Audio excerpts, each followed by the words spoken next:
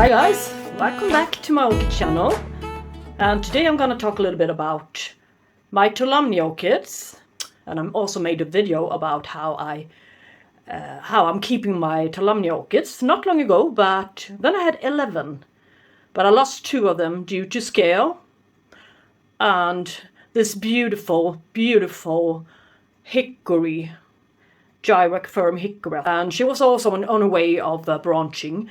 And then the scale, yeah, they really took over and snagged the whole fans off at the base. I didn't see it. I could not really see down into the pot. And that's where the scale were lurking, so I lost her, and as well as another one. Before I'm gonna start with my to-come new setup for them, I'm just going to talk a little bit about their common care guide. Yeah, I'm just going to briefly sum it up. And tolumnias are also synonym to equitant oncidiums, and they are also called dancing ladies. And it was segregated from the Oncidium Alliance in 1986.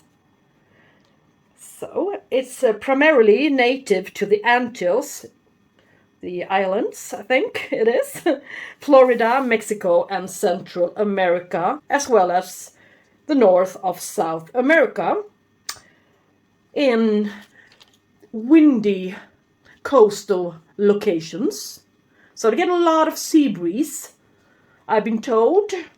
So they're really used to getting quite strong air movement, I assume, in their natural habitat, that is. And this one is a small epiphyte, and they haven't got any pseudobulbs in general, but they have fans instead, which cannot store any water.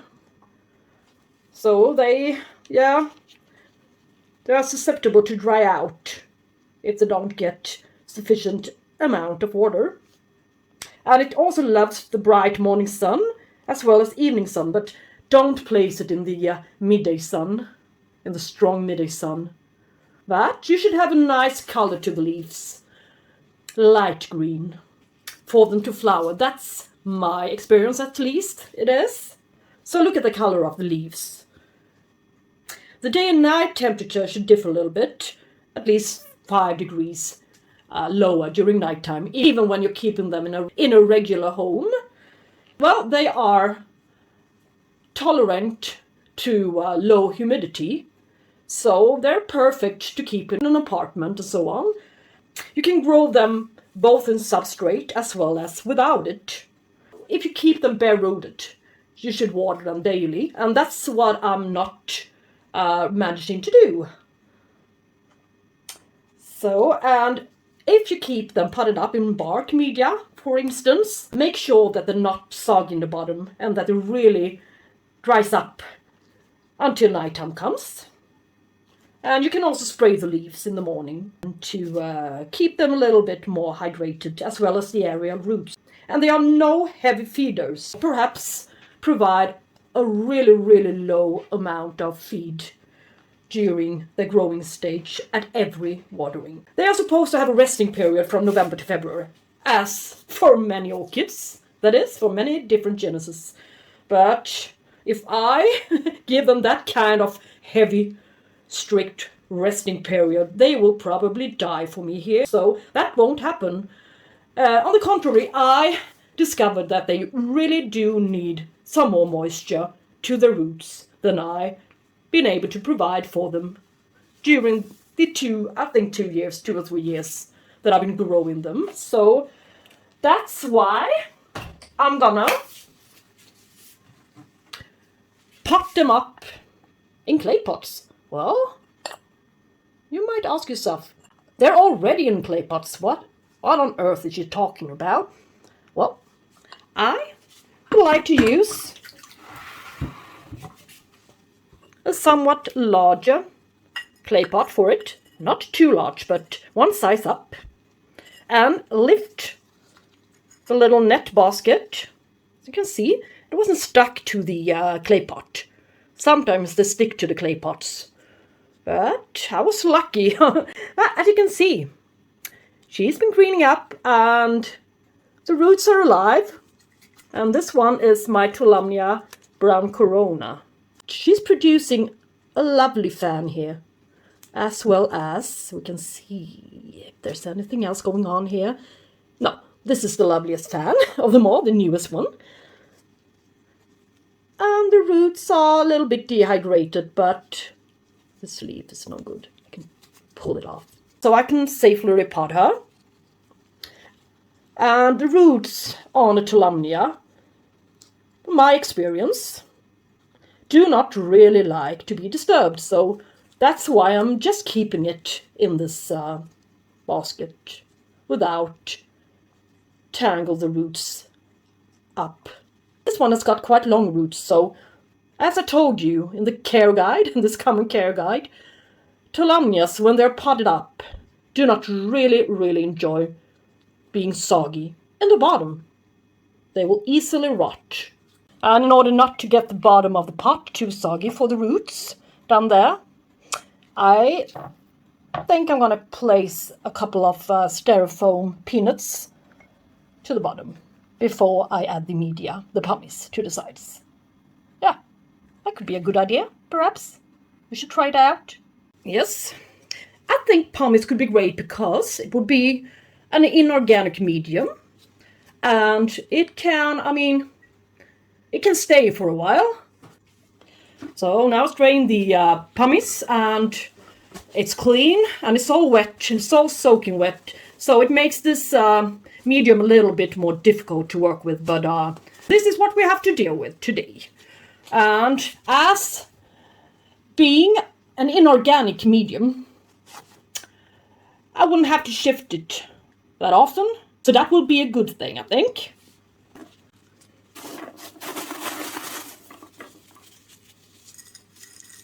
This time I will have to tap a bit to even it up in the clay pot a bit. Since I always say that pumice keeps moisture so well, but I'm not so sure anymore.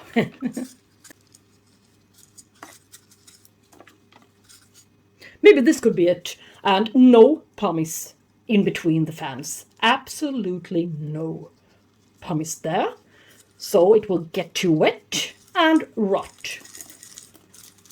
Well, maybe not too much medium, but still some here. I think these small guys would take off now. And you won't believe me when I tell you that I've got these guys, the small ones. Look here, it's quite a small plant.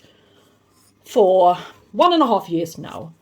And they don't seem to be growing that well, so, well, let's just see what happens. So it's a small guy. And here we have the beautiful one. That's in bloom right now. This is a hassle. Well, what's this? This flimsy leaf. It doesn't seem to have so many leaves, since this one was also attacked by scale, so I had to remove the old fan, but she's producing something down. Well, didn't I see? Yeah, I saw it before, earlier today. Here, can you see the little new growth down there? Yeah, you can see. This is scale on a Tolumnia. So, what made me look inside the sheath here? Inside, between the leaves here? Yeah, the yellowing on this leaf. As you can see, it's really hurting a Tolumnia really badly. But I will not get rid of this leaf, since it hasn't got so many leaves left. But I will remove this with some rubbing alcohol, and I will spray this one.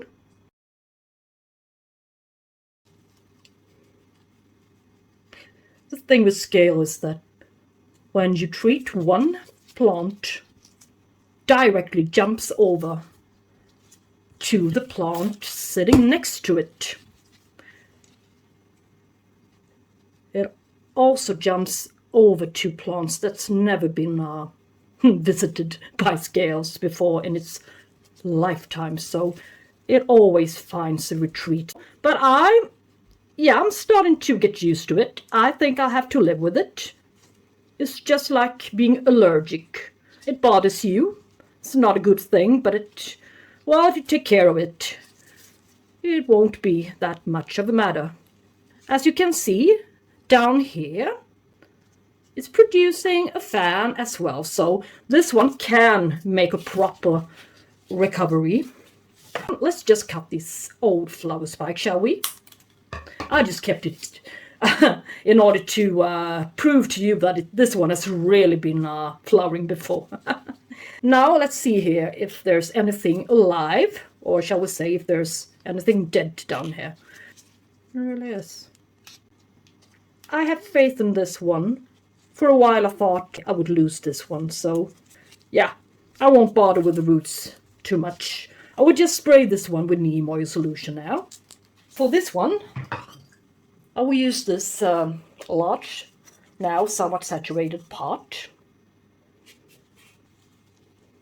Take the orchid, see, it's growing in every direction. Here, there's a little new growth, a little eye. And here as well.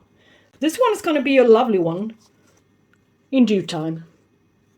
So I'm going to place this orchid to the middle because it's got growing points in 2 directions. Well, the thing is that it's got this new growth so deep down there. And I cannot cover that one. So this is going to be a little bit tricky. So I will have to really aim at the sides here. And only place the pumice to the sides around it. Okay. And tap it to even up the pumice around.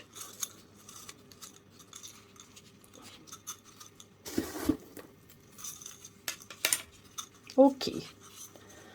So I can now water them at the same frequency as I water my Cattleya orchids in the window every 5 days or 4 days or so. Yeah. Okay, and every once in a while flush it so the salt accumulation and fertilizer accumulation won't stay too much. So, what's that one? Now I want to show you a beautiful one, a healthy one, a better plant. Yeah, it was easy enough to get it out of this one, wasn't it? This lovely one, this gyrofly golden fan. I see no reason why this one should not bloom for me this year. It arrived in bloom and it was sitting in bark media in a huge clay pot. This one is quite small in comparison to the one I got it in. 1, 2, 3 lovely strong new fans there. No scale, and I sprayed it with neem oil just in case, since it's been sitting next to the other one. The most part of the new pseudoballs, fans are going to come out here to the front. So, well, just add some pumice to this one as well. Tap.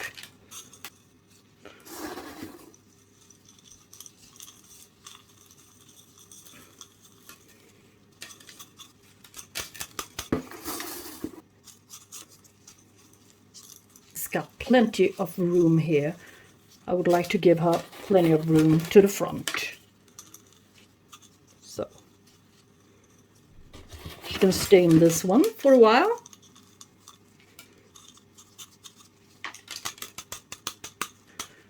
Maybe, baby. Yeah, all that remains is the tag. Put the tag here to the back side where the largest, oldest fan is. Yeah, as you can see, this old flower spike Yeah, I will see. I would like to see another one of those shortly. It's about time this one flowers for me, for us. And such a lovely one.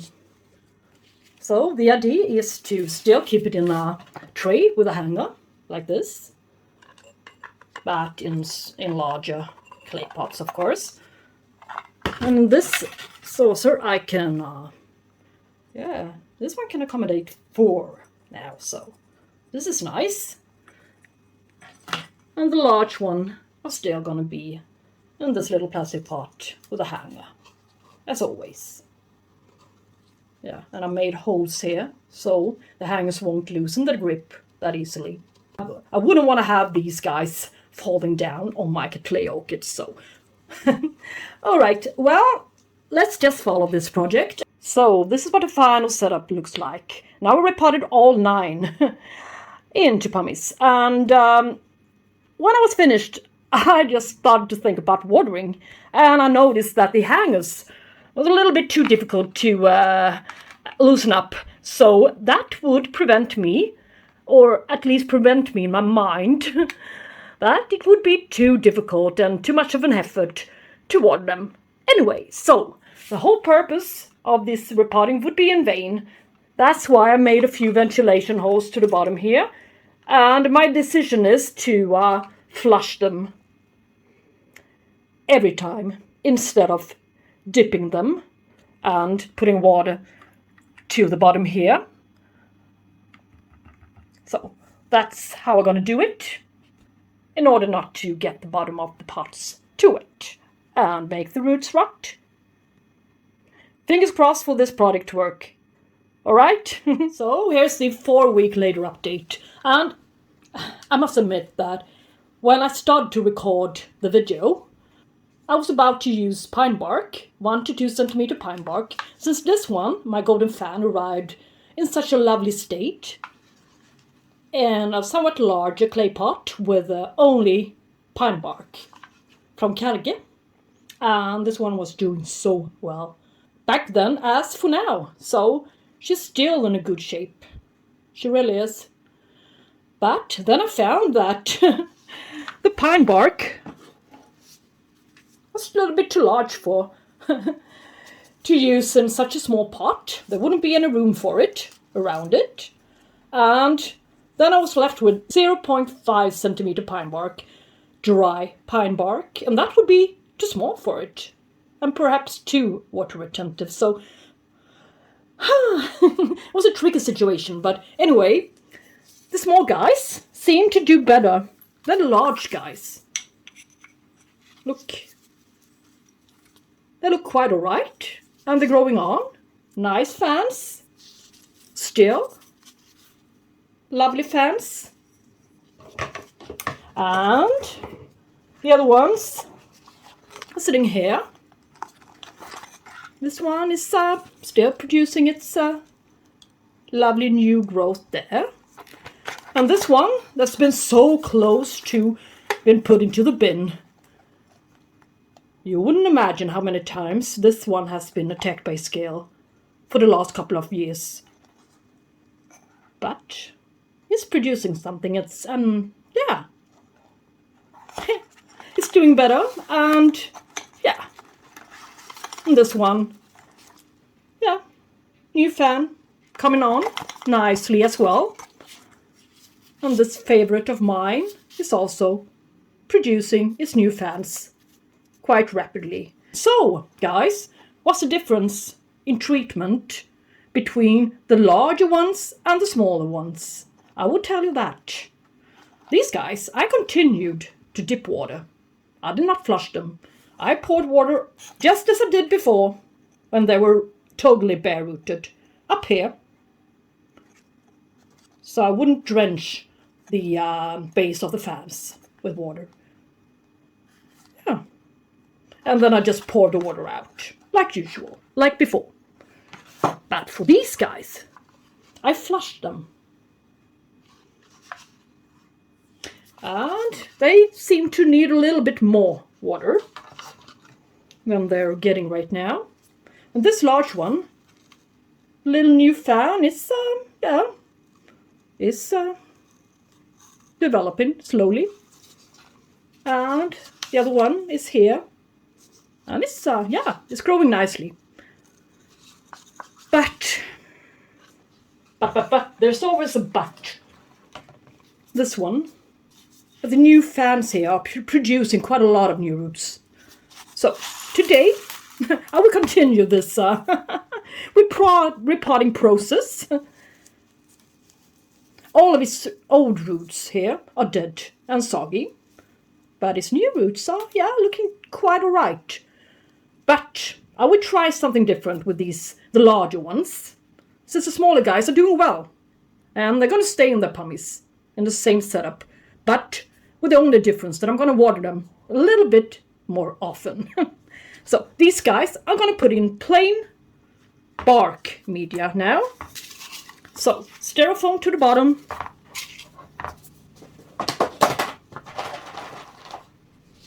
One to 2 centimeter bark media, the dry kind from Schwerter. The newest parts of the orchid to the front. Don't mess about with the roots and just fill it up. This hybrid, Tolumnia hybrid.